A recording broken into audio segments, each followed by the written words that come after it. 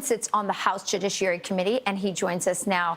Congressman, thanks for joining us this morning. I look at what's happening here, this appointment of David Weiss, and it's like the Democrats aren't even trying to make this look fair. It's so blatant. What does it tell you that they don't even seem to care even about the political optics here?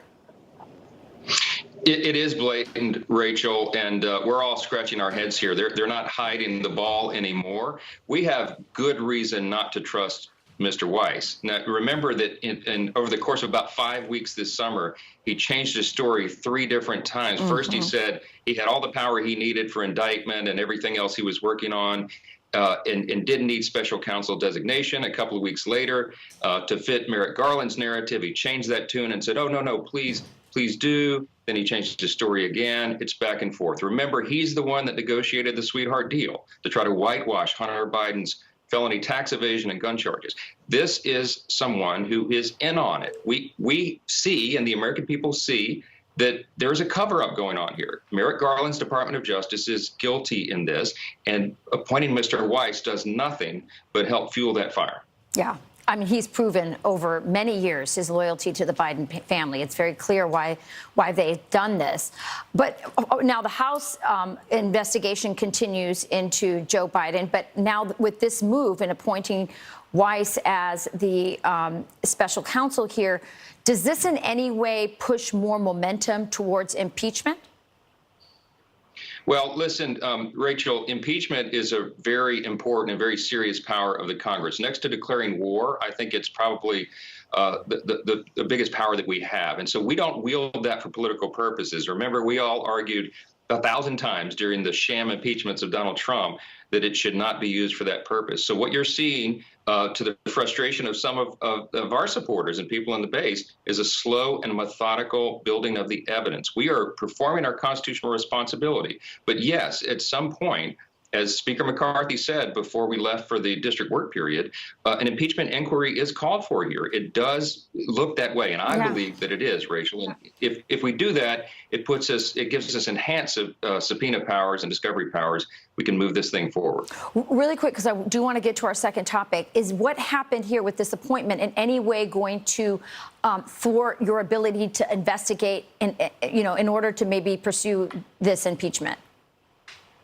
Well, we hope not. I mean, there's a potential that it would impede our investigation further. But I will tell you, we are fully committed on oversight, judiciary, and our special committee on the weaponization of government to move forward in earnest. We have to. We are following the evidence where it leads. And I think we all have a suspicion where that's going to be. Yeah, well, we're very proud of the investigation. It's gone much better than I think people really thought, and uncovering a lot of things. Well, it looks like the GOP has sent a letter to FBI Director Christopher Wray after reportedly uncovering evidence that multiple FBI field offices coordinated to prepare anti-Catholic memo. So here is Senator Rick Scott writing to FBI Director Wray. He says the most recent revelations of frequent and repeated abuses of the FBI raise concern for the American people that there are no limits, legal or otherwise, on your investigative power, even when it comes to spying on American citizens. The American public's perception of a lack of accountability is dangerous and must be immediately addressed. So obviously, I'm Catholic. This is really close to heart for me. Our FBI, let's make it very clear, prepared memos that Christopher Wray said was only one rogue office, and now we find out there's multiple offices, so it looks systemic, in order to spy on traditional Catholics for what? Like accusing them of, again, white supremacy, which makes no sense at all. So what's going to happen? He's clearly perjured himself. It looks that way. Jim Jordan and I sent a letter to Mr. Wray right after his testimony. So what happened was on July 12th, he appeared before our Judiciary Committee because we have oversight responsibility over the FBI.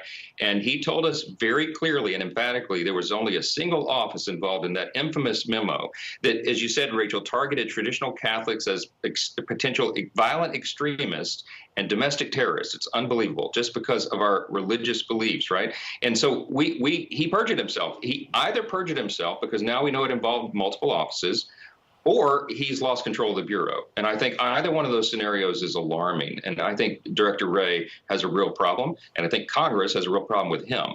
The next question is, what do you do about it? Right. Well, we're trying to hold him accountable, and I think he may be one of the cabinet officials who's committed impeachable offenses. But we only have so many days on the calendar and so much ammunition to use, and we have to use this accordingly. And it's a real challenge right now because this entire cabinet, there's so many officials in so many different divisions of the Department of Justice alone that are committing these egregious offenses against the people. The very agencies that are designed to protect and serve the people are now encroaching clearly upon their fundamental constitutional rights. And every stone we overturn, there's a new scandal. It's a real problem.